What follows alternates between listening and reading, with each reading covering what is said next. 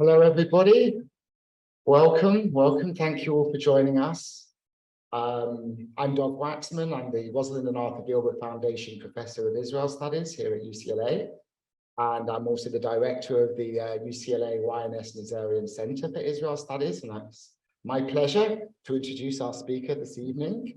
But before I introduce him, I'd just like to say a few thank yous. First of all, I want to thank the co-sponsors of this event. That is the UCLA Institute of the Environment and Sustainability, the Emmett Institute on Climate Change and the Environment, the UCLA Political Science Department, the UCLA Center for Middle East Development, Hillel at UCLA, and a number of local synagogues, Ikar, B'nai David Judea, Temple Isaiah, and Sinai Temple. So I want to thank all of our co-sponsors. And I also want to thank the Nazarian Center's staff, Maura Resnick, Jane Matusovskaya, and Gage Greenspan for everything they do for the center, but particularly for all of their hard work organizing this event and all of our many other public events throughout the academic year. So thank you all. And now it is my pleasure to introduce our speaker this evening, Professor Alon Tal. He is both a distinguished academic and a leading environmental activist in Israel, having worked in both academia and public interest advocacy. He's currently a visiting professor at the Stanford Graduate School of Business. Between 2021 and 2022, he was a member of the Knesset of Israel's parliament and served as the chair of the subcommittee for environmental and climate impacts on health. Previously, he was the chair of the Department of Public Policy at Tel Aviv University. He's also held faculty appointments at Ben Gurion University, the Hebrew University, Michigan State, Stanford, Otago, and Harvard, so many distinguished universities, not this one. We'll have to get him to come to UCLA. Professor Tal has also founded several environmental organizations, including the Israel Union for Environmental Defense, the Arava Institute for Environmental Studies, and Zafuf, the Israel Forum for Population, Environment, and Society. And he's also served as chair of Israel's Green Party, the Green Movement, between 2010 and 2013. So he's done a lot. And in addition to all that, as if that wasn't enough, he's also written and edited 9 books, including The Land is Full, Addressing Overpopulation in Israel, which was published in 2016. All the Trees of the Forest, Israel's Woodlands, from Antiquity to the Present, which was published in 2013. Speaking of Earth, Environmental Visions and Speeches, published in 2006, and Pollution in the Promised Land, an Environmental History of Israel, which was published in 2002. So I really don't think we could have had a more of an expert on the environment, on the environmental issue in Israel, and on the cooperation between Israel and its neighbors in addressing the environment than Professor Tal, and I'm delighted to welcome him this evening. Please join me in welcoming him.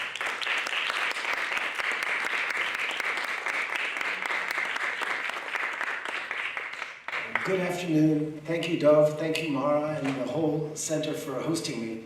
It's delighted to be here. Thanks to Sharon Joy and her team from JNF for coming out. And it's really, I'm delighted to be back at UCLA. I'm something of a legacy here. My father is a graduate. I think he was in the class of 1952. So it's really nice to be at UCLA. Even though as somebody who's at Stanford and became bonded with the Golden State Warriors, it's very hard to come to Los Angeles time, but we'll have to learn how to make that transition. Look, I've been dealing in this issue of transboundary potential and Israel's need to cooperate with its neighbors in the environmental area for almost 30 years. It's been a while. And frequently I feel like we missed many opportunities when there was huge options and visions for the future about how we could look at this whole region of the Middle East without borders and say, pollution needs no borders. Even if you look back at the old peace treaties in 1994 between Israel and Jordan, which has a tremendous whole section on renewable energy and cooperating on solar and things like that. And somehow we never got the environmental dividends that we wanted out of the peace process. But time moves on, and Israel now has peace with many, many more countries in the Middle East. And the question is, can we now, given, perhaps I would say, the more greater severity of the environmental challenges, find ways to work together. So what I'd like to talk about today is 4 general topics about water resources, because as you know, we're sort of a water scarce region. I'll talk a little about climate change, maybe the most pressing and paramount ecological challenge facing the planet, biodiversity, and as I always like to talk a bit about overpopulation. And I'll try to talk about things that I think really matter to emphasize that. So the first thing we need to ask ourselves as we go into discussion about water is scarcity still a thing? Because, as you may or may not know, Israel desalinizes water astonishingly. I don't know, I don't see a bottle of water around here, but 60 cents for a cubic meter of water. That's 1,000 liters of water to get very, very clean water. Does that mean we no longer have a problem? That's a good question. A lot of people still are alarmist about it. When Boutros Ghali was the Secretary General of the United Nations, he often would spout this notion that the wars of the next century will be about water. And there is a debate, 2 different perspectives. Now, I have a friend from the Oregon State University, Aaron Wolf, who's an expert on this. When he did his doctorate years back, he created a database, put in 286, all the transboundary drainage basins in the world, trying to figure out, well, has there been wars battling over these shared water resources between countries? And what he reached the conclusion was, yes, water conflicts exist. It does create a lot of tensions, but they don't really end up in full-scale wars. And according to his analysis, which he's only expanding, the database continues, recorded only one really all-out war, and that was between the Ummah and Lagash about 4,500 years ago in the Fertile Crescent. So maybe if we look at war as option, it hasn't been there, but there is a broader debate that this goes into, and it rages in all areas of natural resource management, and it's between what you would say is on the one side of the cornucopians and the Prometheans. Cornucopians are sort of the technological optimists, and Prometheans are people, Prometheus gave the fire to humans, so they also sort of feel like technology can solve anything. And basically, this perspective says water, it's not finite. We can make more water now. We have technologies for that. So that makes scarcity a very, very problem with giving solutions. There's technologies. If we get the institutionals access right, we get the market pricing right, we can actually solve the problems. And there's people who are neo-Malthusians. If you remember Thomas Malthus, the great, who was actually a Protestant minister, but he had a lot of time in the evening. I guess they didn't have television in the 19th century, so he read a lot of books in economics and had developed this idea about the problem of scarcity. And his notion then, and I think as it's taken over by his successors today, is that fresh water is a problem. There's less and less of it around the world. If you look at the demand, populations in water-scarce regions are going up all the time. Southern California may be a good example of that, but certainly in other countries where it's far more acute. And so therefore we're going to have increasing tensions. I mean, if Arizona and California are fighting over water, imagine what it's like in the Middle East, okay? So that's this sort of debate. And before we sort of dismiss the neo-Malthusian view, I just want to give some of the arguments that they might give, sort of get a sense of that. Many of you may be familiar with the Aral Sea. If you want to look at an ecological disaster, when he wrote his book, Earth in the Balance, Al Gore started with this picture of boats that were in the midst of the, what once had been a sea, very productive fishery zone, and due to the mismanagement largely of the former Soviet Union, had turned into a desert because all the water that was naturally come there had been siphoned off for irrigation. Sounds like something which we know about in the Middle East. But not just there. Look at what happened to Lake Chad. It was an area that, 25,000 square miles. All of Israel is only 22,000 square miles. This is a very large lake, the largest, second largest lake in Africa. And it's shrunk by about a tenth. You can just sort of see that happening. Once again, the same story, pervasive shortage, mismanagement, population growing, and the like. But why do you have to go off? All these people might say to, developing countries or to Soviet economies. Look here in the United States. When I went to graduate school, I took a course at the Kennedy School in water management, and the professor said, there's this Ogallala aquifer. It's the largest aquifer in the United States. It starts in North Texas, goes all the way up into the Dakotas, and every year it goes down about 6 or 7 inches because they overpump it. And eventually, they're going to run out of water, or it won't be economically feasible to pull the water out. So this was something that I remembered, and a few years ago I was invited to give a lecture at Texas Tech University. which is at Lubbock, Texas. I don't know if any of you, but this is the area that is sort of traditionally in Lubbock, Texas, a very, very sort of lush agriculture area. Most people who go visit there want to see the Buddy Holly statue. It's well known, or if you're a fan of the Chicks, if you know Natalie, she's also comes to the same town of Lubbock. But anyway, so I said to them, you guys are like based on the Ogallala Aquifer. I heard when I was in graduate school that it was sort of going, but maybe one day be gone. They said, oh, that happened last year. And that all these farms are converting now to become rangelands, go back to turn people into cowboys, because there's just no more water there. They've overpumped it. You know, this is not a renewable resource, the groundwater. It's not in our area. And of course, we could see the disappearance of water in communities around Scottsdale, Arizona this year, who literally had to have water pumped in to know this is a problem. And here we are in California. We had a good year, but this is what it looked like 2 years ago. If you look at Lake Arava, which provides some of the water for here.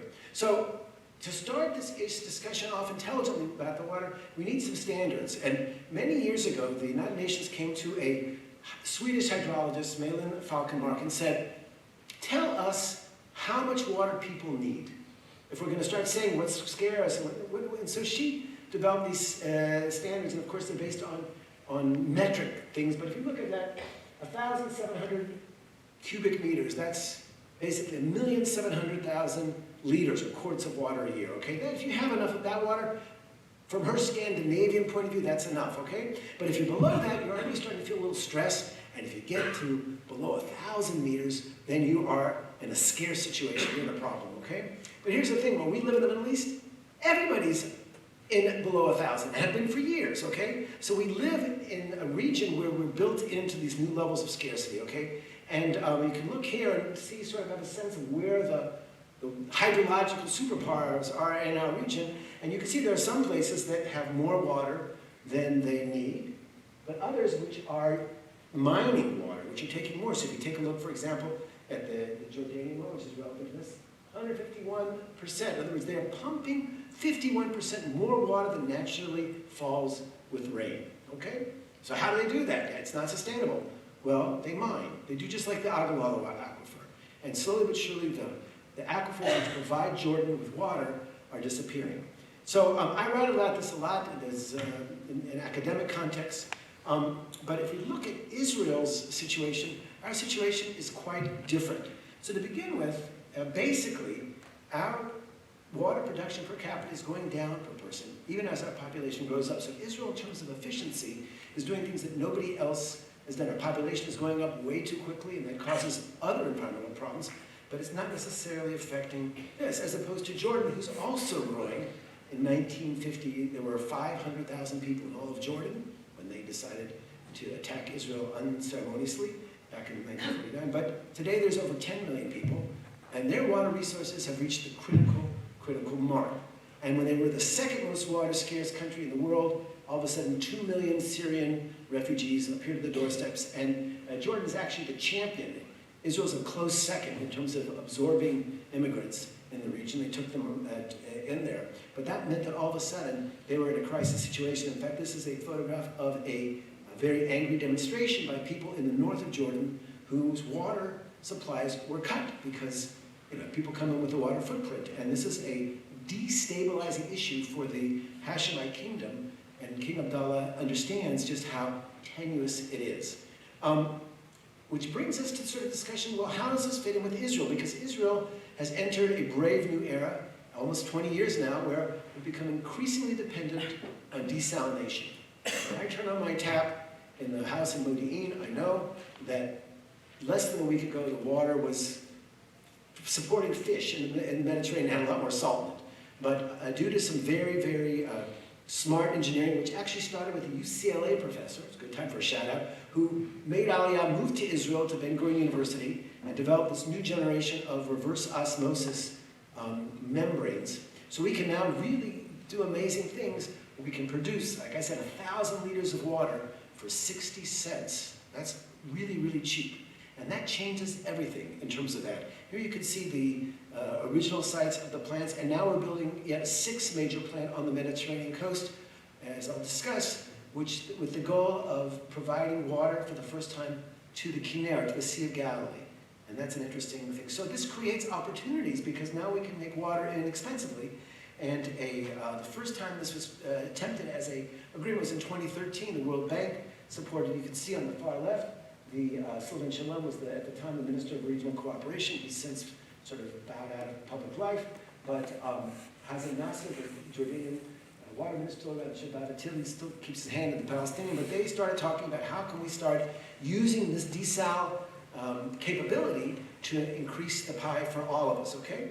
And as subsequent to that, there was an Aqaba desal deal. The idea was to create a desalination plant in the Gulf of Aqaba, right on the Jordanian side next to Eilat, and create 80 million cubic meters of water, which is a lot of water. Half of it would go to Israel, to the farming communities largely in the area. Half would go to Jordan. The brine, the salt, would be pumped up to the Dead Sea, which many of you know is disappearing and has in dire need of water. And in return, Israel would give Jordan back 40 million cubic meters where they need it the most, up by the Sea of Galilee from that area. So that was the notion. This was how the Huffington Post spread it out. Now, when this idea came up, everybody got very enthusiastic. They just didn't really do the number crunching, and the original estimates of a $700–800 million deal turned into $4 and $5 billion price tag, and somehow or other it never happened. But this is the idea that when the World Bank did their feasibility study, you can see that they look to bring water up here, have it. Okay, so they asked to have the water desalinized here and then to bring it up to Amman, and the brine also would be sent there into the lower part of the Dead Sea. So these are things that are happening.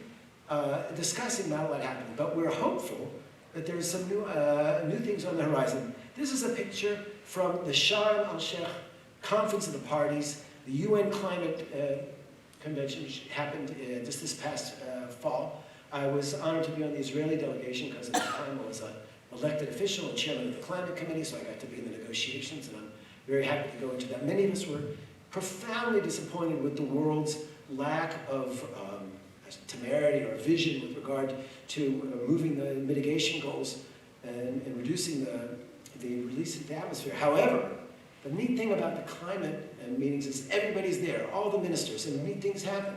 So there were two very, very exciting agreements that were signed there. This is a picture of Tamar Zandberg, the previous Minister of Environment from Israel, a meeting with her Jordanian counterpart to talk about a new reclamation program to restore the Jordan River. And here I want to make a shout out to two organizations that have been doing wonderful work. One of them is Eco-Peace Middle East organization. I was one of the founding board members, and they continue doing incredible work. Offices in Tel Aviv, Amman, and Palestine. They've been doing a lot of the thinking and the analysis and pushing the decision makers in each of their countries to do better. And the Arava Institute for Environmental Studies, which is more of an educational institute, but also has a track 2 policy to try to create real projects on the ground. And I'm very happy to answer questions about what they're doing in that respect. But the MOU about the Jordan restoration basically has 3 major components to it. Each country is expected to treat its pollution, and we have different pollution profiles. The Jordanians still have a sewage problem. Israel has things like fish ponds, which bring a lot of dissolved solids into there and increase the organic loadings. Sustainable agriculture is important because if we want to restore the Jordan, we don't want to have runoff of pesticides and like. And then using this to bring ecotourism around the Jordan River with all its historic excitement there. So this is the scope of the plan, basically from the Sea of Galilee here going down pretty much through the here, but it does not really deal with the restoration of the Dead Sea, which remains very low. Here is a meeting of Eco-Peace bringing together mayors from Israel and Jordan. They call it the Big Jump, which they do very often. And this notion of the civil society really pushing the decision makers on both sides, I think it really is a very uplifting, bottom-up kind of dynamics. And as we'll see as we talk a little bit more about climate, there's actually been some very dramatic results as getting children involved somehow or other. Palestinian, Israeli, Jordanian kids seem to agree that they need to work together on these issues. Another important development, because I like to try to bring the better news out of Israel, it's easy to bring the bad news, was this summer we had a huge breakthrough in terms of sewage treatment in Gaza. Gaza has suffered over the years from complete lack of infrastructure, One could be critical about the priorities of the present Hamas government and what they spend their money on in terms of that, but eventually enough international aid agencies held their feet to the fire and forced them to put some of the money in this. So all of a sudden, most of the wastes in Gaza are being treated, and that has important regional implications because the Ashkelon desal plant, which was the first one that provides about 100 million cubic meters of water, has to be closed periodically because of sewage that comes in from Gaza and clogs up the membranes, okay? We don't want to be drinking Gazan sewage. So all of a sudden, this kind of activity, which seems like a Jordanian internal issue in terms of sanitation, actually has implications far beyond. So that, we're hopeful, this is a picture of the desal plant in Ashkelon, makes a difference. So I'm hopeful that water can be solved and that scarcity is still a challenge, but one which we can overcome. And in this big debate between the Malthusians and the cornucopians, whatever, even though I myself in many areas tend to be very much with Malthus and concerned about growing populations, but on the issue of water, I think that the optimists have the upper hand. I want to talk a little about climate change. We all know that the planet is getting warmer, but some places are getting hotter faster than other places, and one of those climate hotspots is the Middle East. Here you can look at some temperatures from Abu Dhabi. I went to visit there before the Abraham Accords, and it was October, and it was well over 40 degrees. I mean, it was really hot. Every summer there, it gets over 50 degrees. These are sort of Death Valley, 122 degrees Fahrenheit kind of temperatures that you're seeing in place, where it really is dangerous to go outside for more than a few minutes. Now, just sort of to remind us all together, what are we talking about here when we talk about climate change? I always like to understand it as sort of like a blanket. When I'm going on a camping trip or somewhere outdoors and I'm cold, I put another blanket, and that seems to trap the heat in my new warm. And so I can stay warmer. So this is somebody under a blanket, that's the picture. But the point is, that's what we're doing with the planet. We release more greenhouse gases, more methane, more CO2, whatever it is, and that blanket gets thicker and thicker and the planet gets warmer. And so this is now changing the dynamic. Recently, I was a co-editor of a book which for the first time looked at it as a security issue in Israel. The Pentagon's been talking about this for 15 years, but Israel only now has gotten the military establishment involved, and I'm very, very grateful. Shout out to the past Minister of Defense, Benny Gantz, who took great personal interest. In fact, he wrote the introduction to this book. I had something to do maybe with some of the passages that he wrote there, but he signed it. So, and when he was the Minister of Defense, he really gave me a free hand to work to try to accelerate the Israeli army's commitment to renewable energy. I'm very happy to talk about it, but if Israel has been doing very pitifully in terms of our solar capacity, there's 2 seats in the front here, so don't be strangers. Okay. So, if Israel's been sort of pitiful, the Israeli army already is at 30% renewables and has a plan to get to 100% by 2030 and really create microgrids, which is much better from a security perspective as well. Anyway, but the region, like I said, faces enormous climate challenges. Here's, a headline from the Washington Post: 125 degrees in Baghdad. In these countries, having an air conditioner is the difference between life and death. Quite literally, people died, 1,500 people died with 40-degree temperatures in Paris, if you remember back in 2003. But other places, it becomes incredibly hot. And in 2019, for the first time, Israel also joined this somewhat, I would say, unhappy club of people that have crossed the 50-degree, 122-degree Fahrenheit clubs. It is getting hotter there. And this is dangerous. There was a case in Cairo where there were 40 senior citizens trapped in a building. There was no elevator working that day. The temperatures soared, and they just cooked to death. They just died because it was too hot.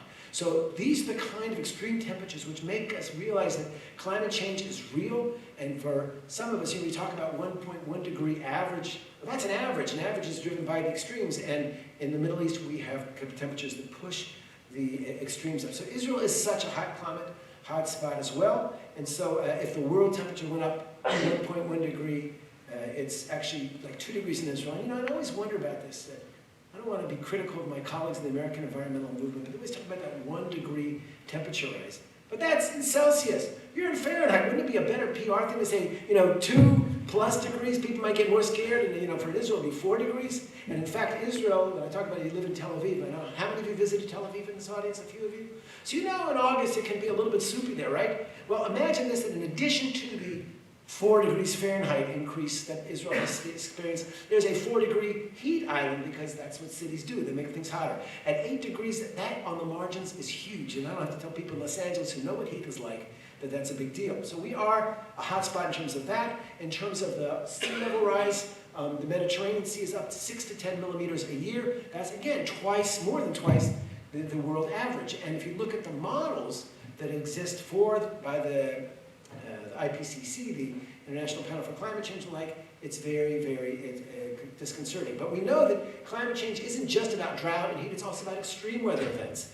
And what we've seen in Israel is 100-year storms are coming annually. If you live in the city of Nahariya, which is a northern city on the coast, every wintertime, this is what happens to your streets, okay? The south of Tel Aviv, with its problems of drainage, gets flooded. We had a tragedy, I think 2 years ago. There was a young couple, sort of students.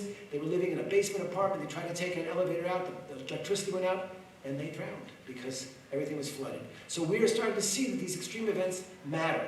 Forest fires. I don't have to tell people in California about forest fires. We all watch with great concern, and probably you have had a few climate refugees in the room here who had to leave their houses when the worst fires. But Israel, they had no trees. Well, the Jewish National Fund has been planting trees for a long time. Israel has a lot of trees in it, and that's a good thing, okay? We lost 97% of our natural woodlands over the 2,000 years when it was mismanaged, and now we're doing pretty well with some of our forests. But when they had the big forest fire, for example, in the Carmel, back a while ago, this is, I think I've got to jump over to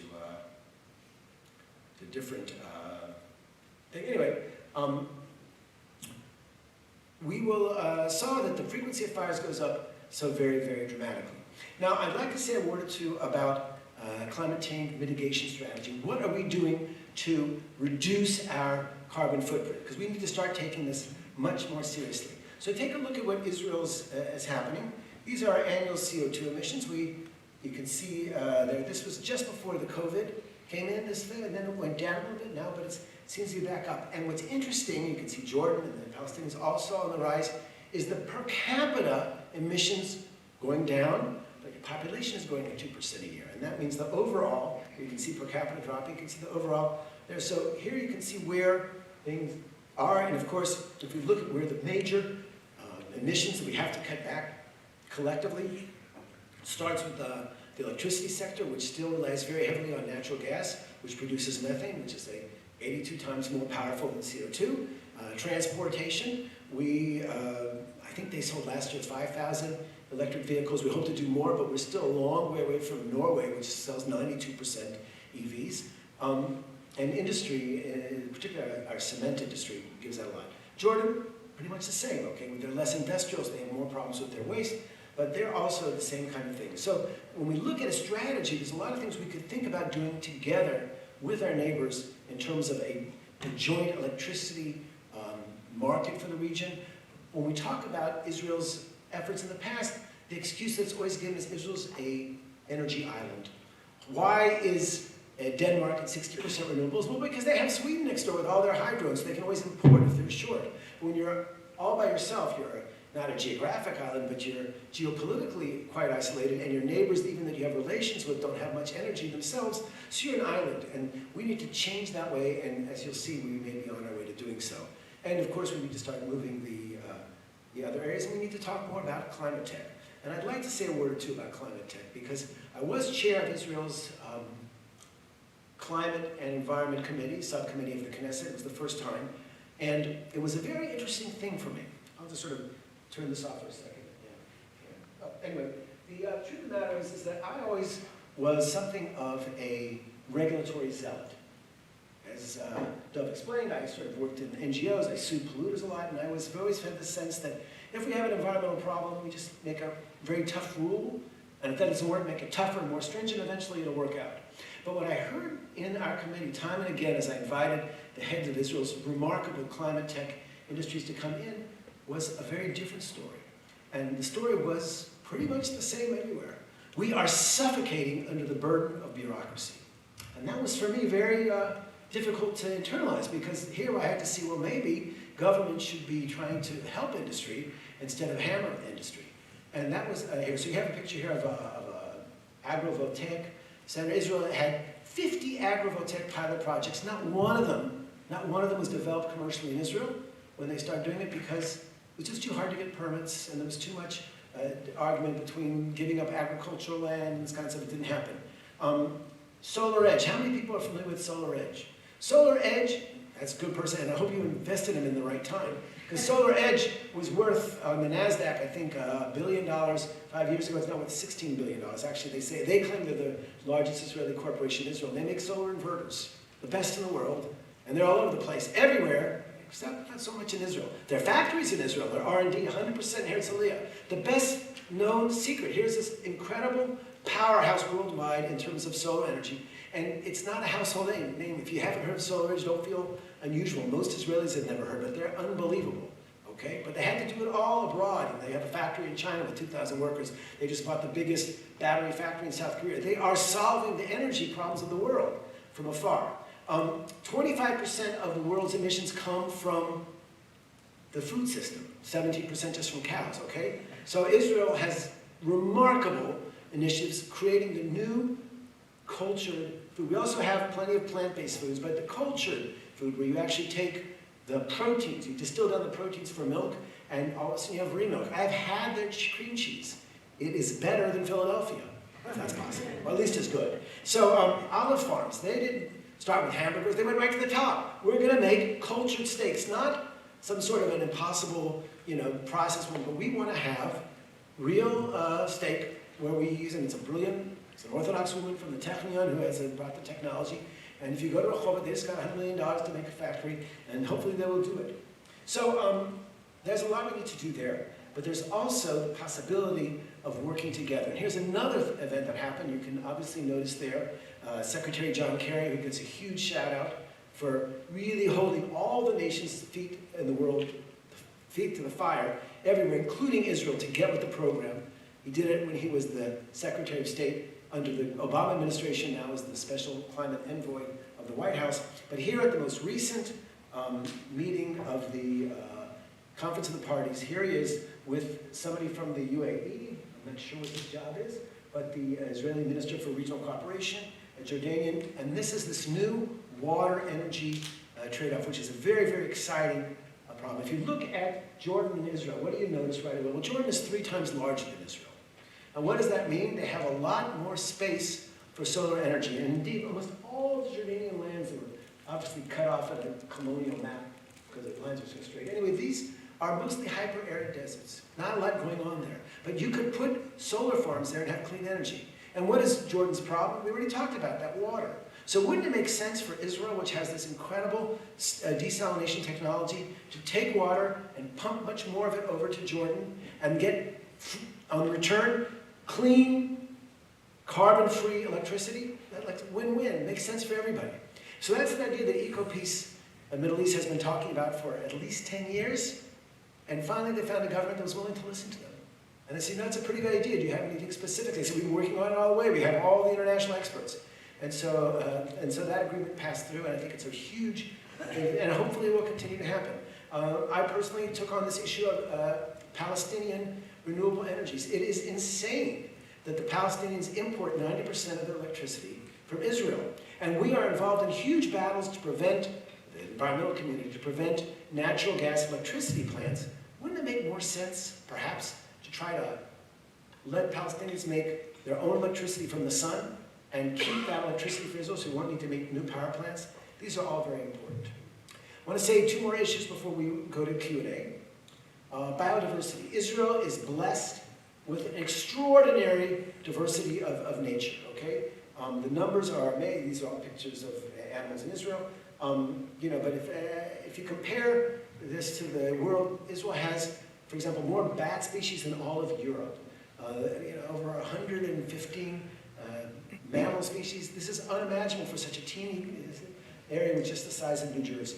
But unfortunately, over the years, the open spaces have started to disappear. You can see here, every year Israel drops about 20 square kilometers of open spaces. As the population grows, people need houses, they need shopping malls, they need roads, and this habitats of that incredible ecosystems are disappearing as Doug mentioned, I helped found an organization called Zafuf, which means crowded in Hebrew. We're working on this issue of overpopulation. This is one of our analyses where we looked at how much open spaces are we going to lose, even if we don't assume that that 20-kilometer increases. And just to give you a sense, if we're looking by 2050, we would be looking at 4 areas just about the size of the Kineret, okay, the national. So that's what we're going to lose in open spaces. That's a lot of land in a country that's already very crowded. And this is the picture you see all over, where the beautiful wildflowers and land are supplanted by development. Now, just to give you a sense of how important this is, I want to give us the California comparison here. California has about 4,200 native plants. Israel has 2,800. All theories of island geography say that's not possible. California is 14 times bigger. It should be geometrically more. And yet, they're kind of the same. Look, 181 species versus 115 in Israel for mammals. So Israel is this incredible biodiversity treasure. We need to do more. And you can see the number of species that are threatened by the different types. This is a real problem. Now, just to explain why it's important to have regional, and I thought I'd tell one of my favorite stories about regional cooperation and how important it is. So, have any of you been to the south of Israel, the Machtesh? We're not supposed to call it a canyon, but they are. You've been there, the Machtesh? This is an amazing open area. And when Israel started its program, the Chaybar program, to repatriate endangered species you know from the Bible, were once in Israel but had been hunted to extinction. One of the first animals they wanted to bring back was the wild ass. Isaiah waxes ecstatic about wild asses or something there. But they did that, and they released them in the Machtesh crater. Okay, I'm not supposed to say crater. The Machtesh in Vermont there. And here's a picture of the rarefied wild asses. And if you've ever been to Mitzrayim, it's a great place to hang out for like 2 or 3 days. And afterwards, well, some people might get bored, you miss the city lights. And if you're a wild ass, you look beyond over Jordan, there's all these sand dunes there, and you go, wow, I think I want to go there. And Israel doesn't really have a serious fence with Jordan, so they just wandered over there. And we know from the release when they wandered over there with their collars, which were followed, they stopped moving. In other words, they were shot into extinction. But this happened before there was a peace agreement. And now we can talk to Jordanians. We know that the Royal Society for Conservation of Nature, and say, listen, we have 10 wild asses heading your way. Make sure that they don't get poached.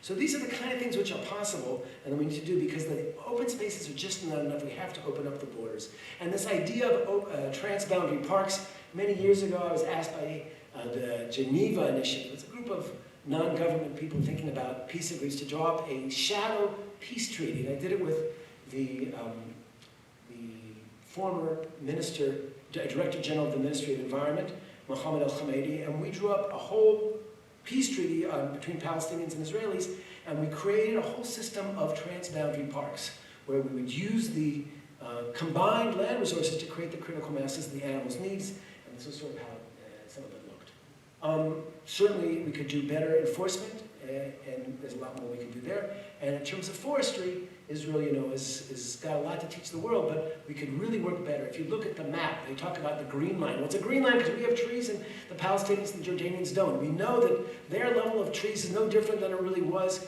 when the British mandated it, but it could be, and we know that now. Owls in the service of peace.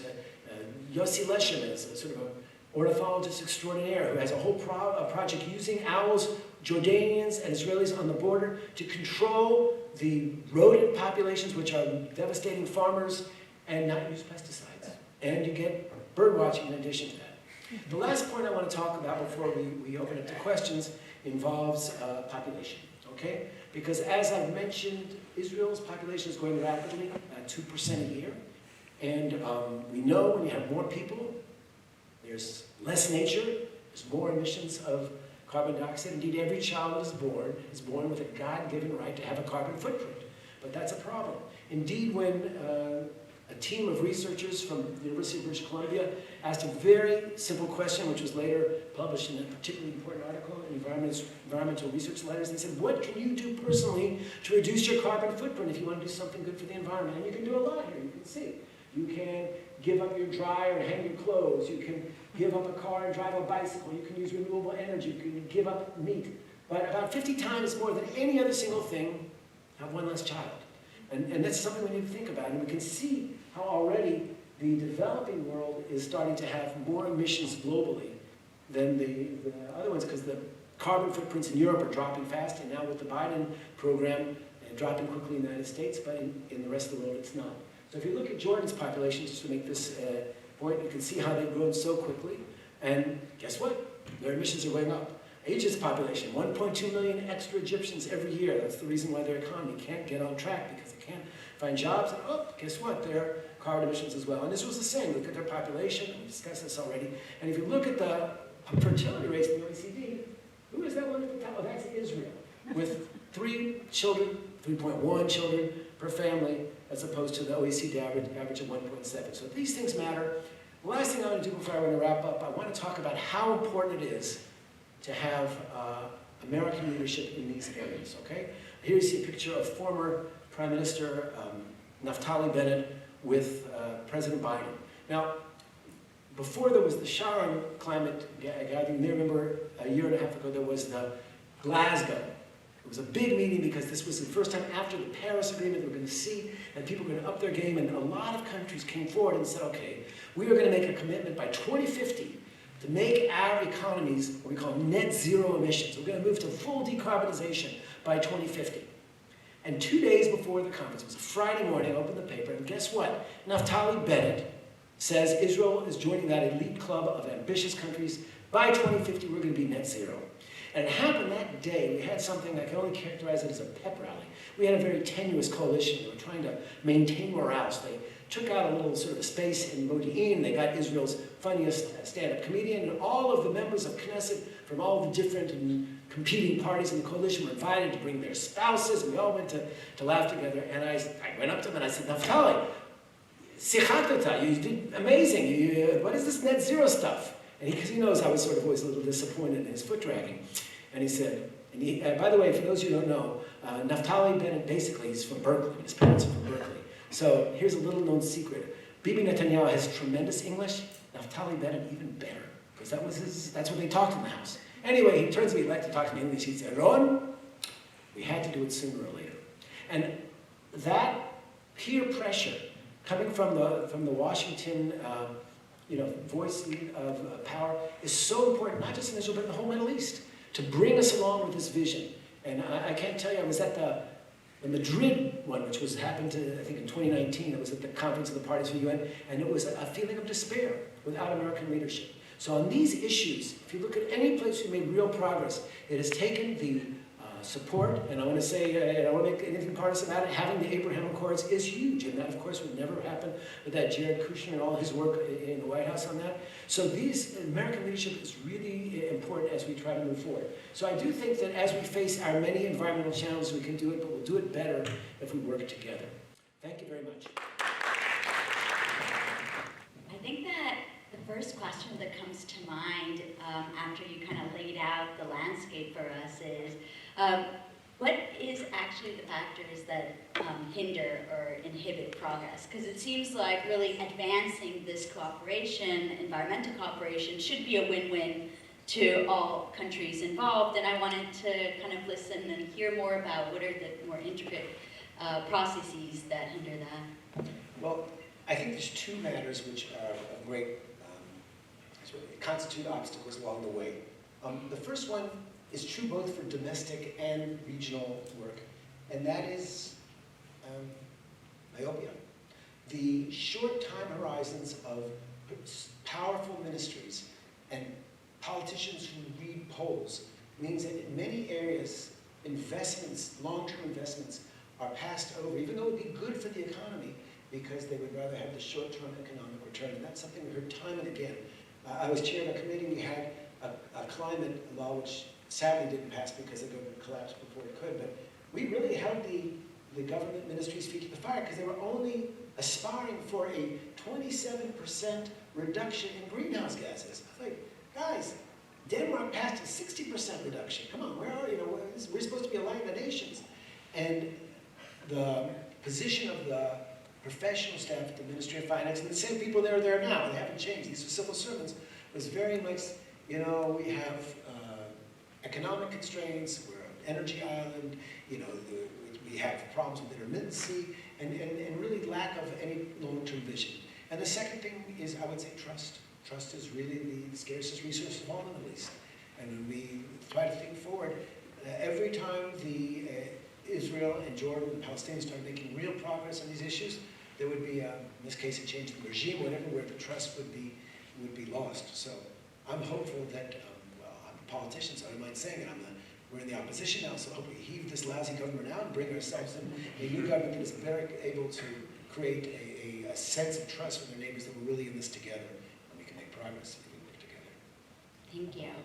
Another question that comes to mind is, as Dov was saying, I've been teaching a course on human rights versus national security using Israel as a case study. And one of the questions that we were discussing throughout the course is whether or not environment is a national security issue or not.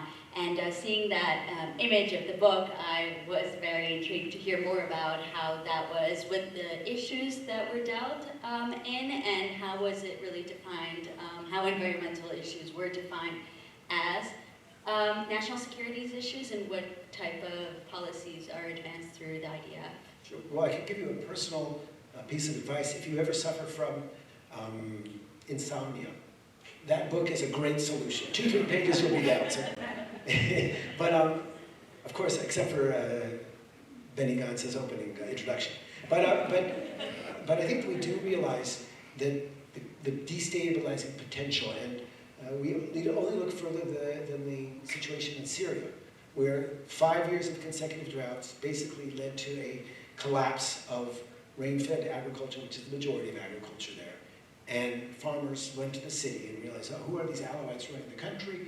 And the next thing you know, it becomes a failed state imploding, massive humanitarian loss, mass loss of human lives, it's everything. That is maybe the precautionary tale, that we can see what happens. And Jordan could go the same way. Let's remember, the king holds together a very, very tenuous group of players. So that was one of the things we talked about, that we have to get this issue of climate adaptation together so that a country that does face those years of drought will have food security, will have livelihoods for their people. And I think in general, the issue of climate refugees is a big one. I mean, like I said, Jordan just took in 2 million. And you could say, if you trace it all the way back to the drought, they are climate refugees to some extent. But even the more immediate ones. I mean, Israel is the only Western country that you can kind of walk to from Africa. So even though now we have built a very high fence on the border with Jordan, and it seems to be keeping people out, as Africa, which was 200 million people in 1950, by the end of the century will be 4 billion people, according to the UN, okay? And that is the most crowded, poorest, most violent continent. Those people are looking for another place to live. And so we're seeing on the coast of Italy and Turkey and Greece, that's going to be a Sesame Street picnic. And they're going to come to the Israeli coast too, because you can come up that way. So these are issues which will have the potential to be destabilizing in our region, and we have to start thinking about it. And what type of policies does the IDF have? Particular policies that are targeted towards climate and environmental issues? Well, I'm so glad you asked that. That's what we would call, I think, in baseball terms, a fat pitch. Because when you're in the Knesset, in the parliament, it's very hard to make progress when you have 6 parties in areas where there is a minister from a competing party, because he or she wants to be the hero, and you have to know your place. And so you can maybe surreptitiously behind the scenes push, but you can't be in the front. But on issues of defense, head of my party was Benny Gantz. I could do whatever I want. I mean, he might say I wouldn't cool it, but he never actually did. And so I said to him, you know, Benny, this is crazy. The best kept secret in Israel, okay, besides Solar Edge's identity, is the fact that the Israeli army is way ahead of everybody else in renewable energy. And they have plans to go 100%. And so it took a long time. I had to go through this army spokesman. They did a major spread in the N12 biggest news site in Israel now, and a big TV thing about this notion that there are plans to get to 100% renewables by 2030, 100% solar. That would be the only example of that, because it makes sense from a security perspective. Because in the same way that the Hezbollah can look at all our desal plants and that makes us very vulnerable, they could certainly take down some of our electricity plants. There's not that many of them, but if we had each of the army bases in microgrids and being sort of prosumers, what we call producing and storing their own energy, it would be much better from a security perspective. And so I hope that we set that on a trajectory where it will happen that even this government won't be able to sabotage such an obvious, logical policy direction. Speaking of this government, what are your thoughts of the current environmental minister? She's been lauded by some critics as meeting with anti-environmentalist groups and probably acting on anti-environmental policies, so it will be interesting to hear your take on it. Okay, well, for those who are not as attuned to the Israeli political minutiae, maybe I'll just give a little background. Israel's Minister of Environment today is a woman by the name of Idit Silman. It's a very interesting woman. She grew up in a religious household, but she went to the Israeli army, which is not untold. And where did she do in the Israeli army? Little known fact, she was a teacher and guide for the Society for Protection of Nature in Israel, okay? So she kind of, I wouldn't say she's young with her mother's milk, but when she came of age, she was out there taking people, teaching them to love nature, and she does like nature enough. Now, she was chair in the last Knesset of the Health Committee. She insisted on, she worked before that as a professional. I think she was a deputy director of Israel's largest health collective, Kupat Cholim, and she said, we need to have a special committee that just deals with health. And I got to the Knesset like a week after everybody else, and guess what? The environmental committee was taken. They said, sorry, Alon, you go to the health committee. You got a PhD in public health, you should be able to do that. Okay, so I went there. And at some point I came to her, I said, you know, I knew I could. I said, I can do an end around. We need to have a climate subcommittee here because of the implications of climate for health. Put me off a little bit, and finally she sat down and said, okay, Alon, here's the deal. It is extremely unusual for a politician from a rival party, she was from Yamina, from Naftali Bennett's party, to create a subcommittee that would highlight a rival party's person. But I'm going to do it. And here's why. It wasn't because my eyes are so green. She said, here's why. I have a 14-year-old son, and he has a poster in his bedroom of a girl. I said, indeed, you're an Orthodox family. That's highly irregular. She said, well, it's Greta Thunberg, a Swedish climate activist. And so I allowed it. And for her kids. So first of all, for those of you who are young climate activists, and I'm sure there's some in the audience, you just see the powerful impact of that one young woman's, her ability to reach out to all kinds of diverse communities and be inspired. That's really important. But she did the right thing by me, and I'm very grateful to that. So I don't want to be dismissive. Having said that, 4 or 5 months later, she threw the coalition under the bus and jumped over to be supporting Likud, so she broke my heart. So in that sense, I have a bit of a disappointment about that. I don't think I would call her an anti-environmental. She had some very ill-advised meetings with, because she's trying to break into the Likud party, a new party, so she, and some of the Likud key activists, like one runs a factory for single-use plastic forks and things. As Minister of Mine, she shouldn't have with them. That was a mistake. I'm hopeful that indeed, she picked a good guy to be her Director General. I wrote her afterwards. She thanked me for that. I know that the environmental organizations are suspicious, are disappointed so far. But I'd like to give her the space to do the right thing. I think her decisions have been disastrous. We're now dealing with the budget. She fought very hard to keep her budget there, and she got a couple of bad things taken out of the arrangements level, which would have weakened the ministry dramatically.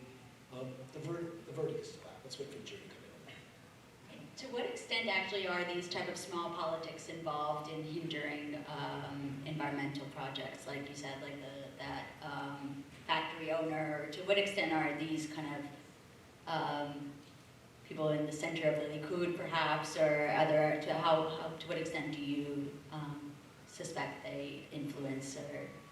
Well, there's some interesting implications of the fact that Israel has a surfeit of natural gas in the Mediterranean. I don't know, many of you may not know that Israel discovered several enormous, large reserves of natural gas. And the first thing that happened with that is we can no longer tell Golda Meir's favorite joke. You know, Golda Meir is not known as a very humorous. She was not a stand-up comedian. She was a tough politician. But she had one joke that she would always say. She would always say, you know, people say Jews are so smart. We're not so smart. Who else would have wandered through the desert of the Middle East for 40 years to go to the only place where there's no oil? That was her big joke, okay? We can't tell it anymore. We got a lot. We got a lot of, not oil, but natural gas. But what happened was a huge incentive is creative to take that gas out and sell it and monetize that and make that count.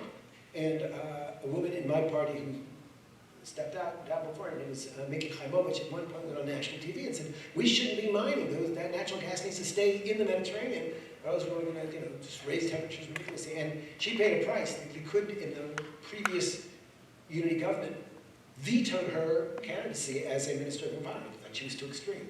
But she was right. And it is true that because, there's this model of Norway, which has this, I think, the largest fund of any kind in the world, because they take it now for 30 years, they've been taking the oil revenues and putting it into the fund for the future. Because when we mine any kind of a unrenewable resource, we're basically stealing from our kids. So at least we should, and that's a pretty egregious crime. So we should be trying to do this sort of thing. And that vision means that natural gas has a special prominence in Israel that unfortunately did. Now with Ukraine getting invaded and all of a sudden Europe is desperate for natural gas and it's going to liquefy, so we kind of had a break. But over time we're going to have to, there will be a reckoning. And Europe will impose what we call a border adjustment tax, where somebody who produces goods that has a high carbon footprint is going to have to pay Europe a carbon tax. And that's a good rule. That's very important. And Israel's going to have to decide if they want to pay the carbon tax to Europe or maybe have their own carbon tax and phase out the natural gas. So I myself never faced huge personal pressures, but it was an elephant in the room. Right. I would like to now start opening for audience questions. So Tatiana is gonna. Hi, thank you very much for all the great Just work. introduce yourself so I can... I'm Peter Rich, I teach in the law school here. Oh, great. So I went on the Arava Institute faculty tour in 2014, and which was really, really great. Did they serve you Kool-Aid or was it... No, well, we did go to the Martesh Ramon, which was pretty interesting. Okay, cool. All over Jordan and the West Bank. But I have a question. At that time, everyone was talking about the Dead Sea Canal, and as a way of reinforcing the Dead Sea. And now that seems to have dropped off the radar screen. I wonder if you could just tell us what's, an update on what happened with that, and what other possibilities there might be for bringing water into the Dead Sea, which, as you mentioned, is a problem. So there, because of your particular academic disciplinary persuasion, I would say that if I give a very short and superficial answer, an article came out 2 years ago, I think, in the Energy Law Journal, where I wrote with a postdoc of mine just on this issue of energy cooperation between Israel and its neighbors, and a third of it is dedicated as a case study to that. But the short of it is, I still, by the way, believe in that project. It's largely unpopular with environmentalists. This sort of is a departure from environmental orthodoxy. They're concerned, maybe you heard it when you were there, with the seismic instability, and they're concerned about changing the water chemistry. But I'm like, dudes, the Dead Sea's disappearing. It's on our watch. If we sit and do nothing, then you know it's going to turn out. We'll have our own Aral Sea. So let's start doing something. A little more pragmatic approach. But right now, that project is something of an orphan because of its high price tag. And maybe if there's a burst of optimism and peace agreements, maybe we finally get it right with the Palestinians because they're supposed to be a beneficiary with that agreement. They'll get some of the water.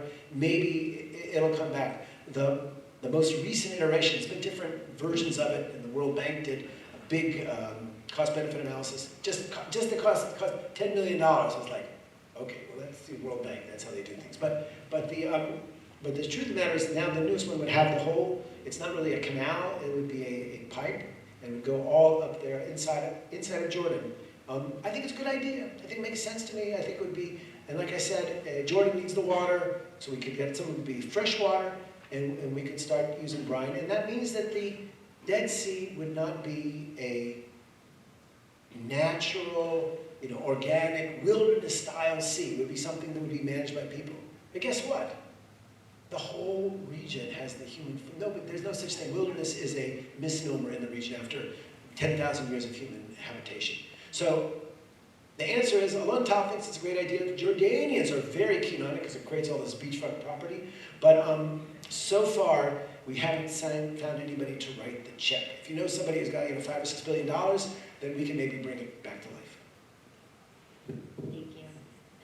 Also, I just wanted to mention that please feel free to ask any question, even if you have questions that are broader than the focus that we had. I'm sure Alon has so many areas of expertise, so he'd be happy to address any of these. Very happy to discuss the Lakers' potential to beat the I have two questions. The first one is about desalination. What is the impact on the environment, on the Mediterranean and otherwise, of the desalination. How is Israel dealing with that? And the second thing has to do with the judicial reform. If it were to pass, what kind of impact would that have on ecology and the environment? Two excellent questions. So for the first one, on this issue of the impact of desalination, basically the concern is for the brine. When you desalinize water, about 30% of it stays very, very salty and 70% is pure H2O, okay? So they take the 30%, they pump it out into the ocean. And it's actually not 100% of the saltiness, because when you use desal, you have something that are called anti-scalants. They're chemicals to stop the membranes from clogging. So look at those chemicals, but they're not toxic chemicals. They have a lot of iron in them, for example, okay? So from what I've seen, and Israel has been monitoring fairly meticulously, and really, I think for a long time now, what the impact of this is there. The only impact I see is actually maybe something good in the immediate radius, where there's released 2 kilometers out to sea, sort of small fisheries, because the Mediterranean is a nutrient-poor sea, so this is sort of, it's like an all-you-can-eat buffet for the fish. But the truth of the matter is, on this issue, I tend to be not very worried. Now, there's a lot of things about the Mediterranean Sea that keep me up at night. I'm concerned about the microplastics. I'm concerned about acidification. I'm concerned about the oil tankers that go back there and still have spills. There's a lot of reasons why we need to be worried about the Mediterranean. But when I compare those real concerns with the hypothetical that maybe within a 1 kilometer radius there might be a small elevation of salt, give me a break. That's not the problem that the Mediterranean has. And it's not a popular position with environmentalists, but I really feel like we can't complain about everything. This is not the one where I would waste a lot of energy on, personally, from what I've seen. And I direct that comment to the good people of San Diego who held up their desal plan for 15 years, I think ridiculously, but maybe that's not fair. I think with excessive caution. The second question with regard to the judicial thing. Well, you asked a person who's obviously not biased. For about 10 years, I ran a public interest environmental law group. And the whole notion of that group was, when you are fighting an environmental battle, you are not on an even playing field. You are going against the powerful interests. They have all the money and the experts and the influence. And all you got is the integrity of the Israeli legal system, the judicial branch, okay? And time and again, the judges of Israel did the right thing. In 1 or 2 cases I was disappointed they weren't quite as bold, but for the most part, we can show you so many laws or regulations which should not have come into force if the Supreme Court hadn't told the government, no, you have to do this, okay? And so many beautiful places would have been destroyed except the government said, no, you have to finish the environmental impact statement. That's not a thing you can do now. And I've got myself now 2 big class action suits, which I'm relying on the Supreme Court to stand up to power, and I know they will, as long as we allow them to. So the impact for the environment by a weakened judiciary would be enormous. And that's why Israel's environmental community has, trying very hard, without pissing off the government too badly, been very strongly in support of the protest movement, saying, all over the world we know this to be true, that environmental law is a force for ecological improvement and for sustainability, and we need to keep our institutes of justice independent and strong.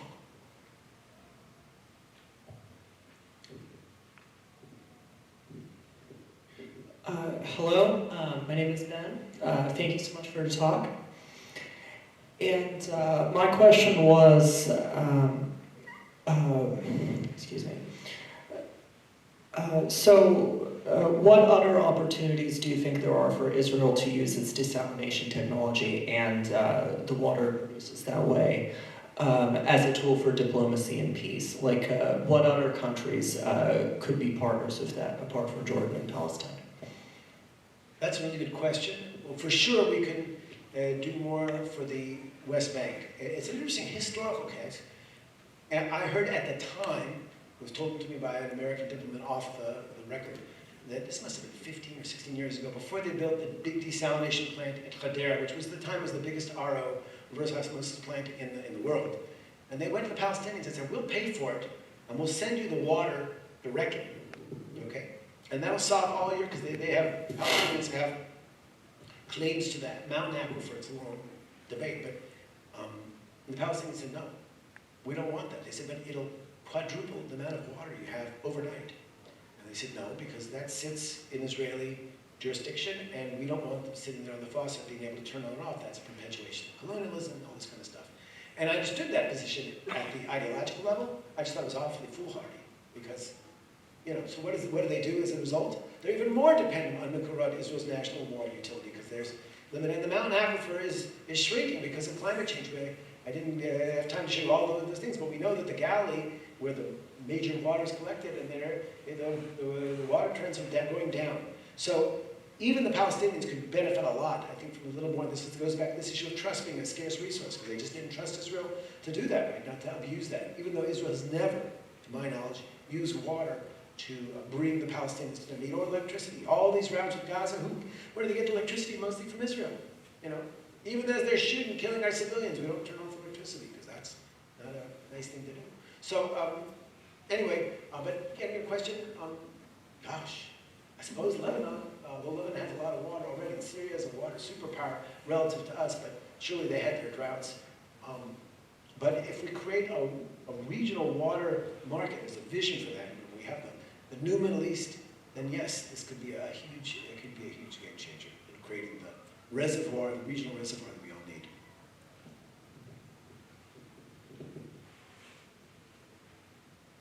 Hi, Alon. I have two questions. One, and excuse me if I missed this, you mentioned at the beginning of your speech that we're not allowed to use the word machtesh, crater, anymore, and I'd like to know, was that for real? If you're a hardcore geologist, they will tell you that machtesh is not a crater. Crater is something else. Machtesh is basically, I used to always give the example of the Krembo, which is a Israeli kind of thing where but basically you give an example, it's eroded out. So it was a sandstone top, and then years and years of water washed it eventually to the Dead Sea. Okay, so it's not a crater, it's a machtesh. And there are two others in the world. Israel has three. There's one in South America, and one in Australia anyway. But it's a unique geological thing. And that's just maybe because he shout out for Israeli tourism. There's a lot of really interesting things geologically in Israel in general. It's such a teeny little place, but they've got these very, very special things. Thank you. My second question is, you are a former member of Knesset.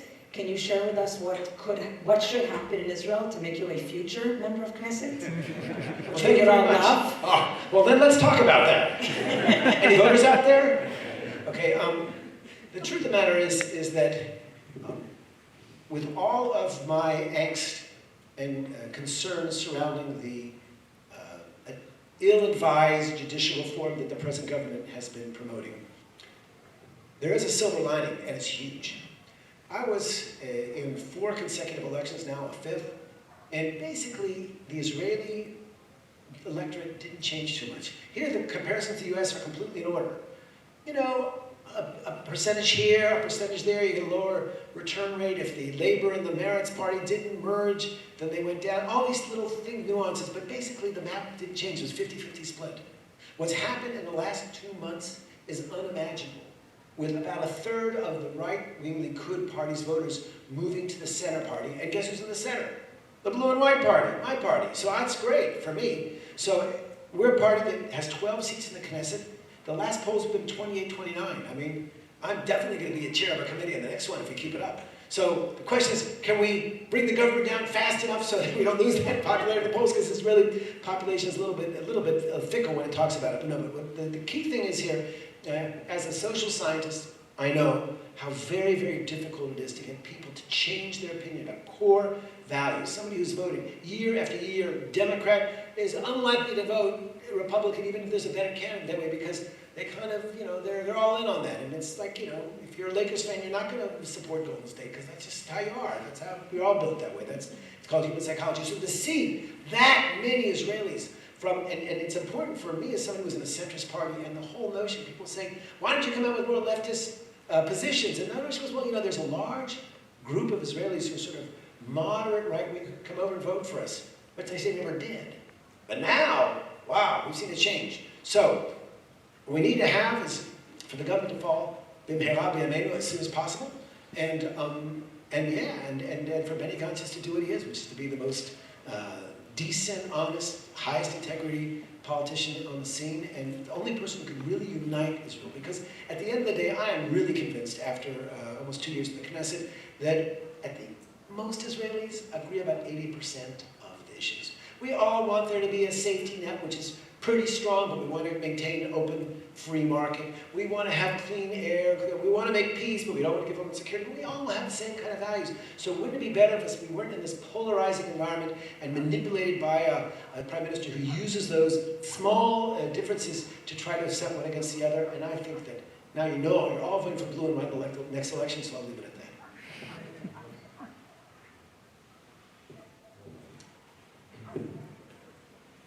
So, do you think that Israel is headed to election 6, and if the Netanyahu government like serves its full term and like achieves all of its right-wing religious policies, do you see a mass like exodus of secular Israelis and like prominent Israeli businesses?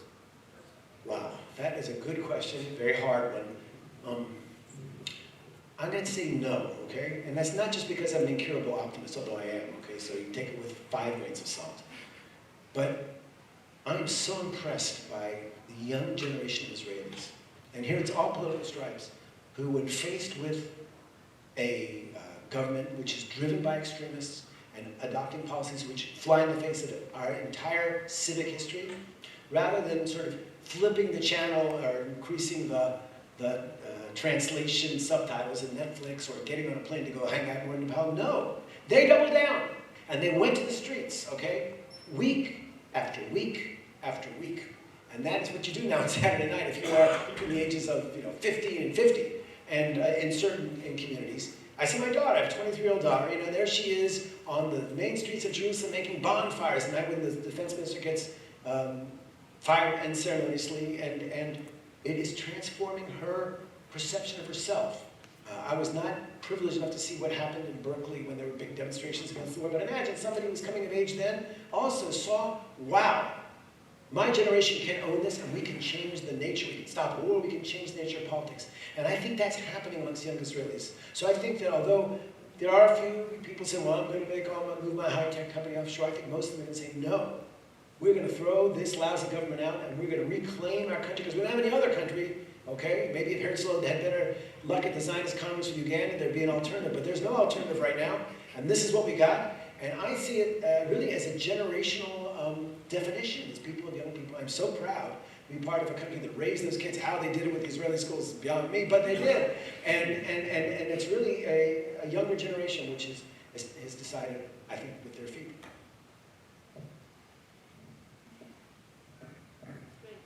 All right, thank you so much. I want you all to join me in